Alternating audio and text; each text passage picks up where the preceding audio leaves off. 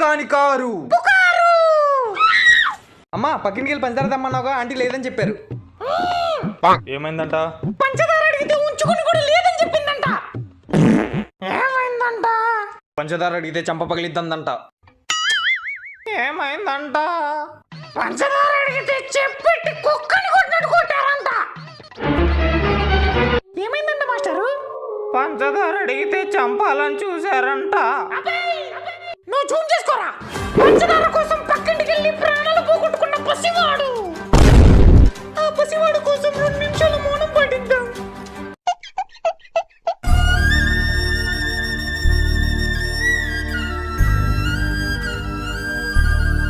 అమ్మా మీరెందుకు మౌనం పాటిస్తున్నారని నేను ఇంకా బతికే ఉన్నా. టీవీలో చూపించా కూడా ఇంకేం బతుకుంటావురా. అయ్యో ఇది గాని పడితే నేను ఎగ్జామ్ లో పాస్ అయిపోతా.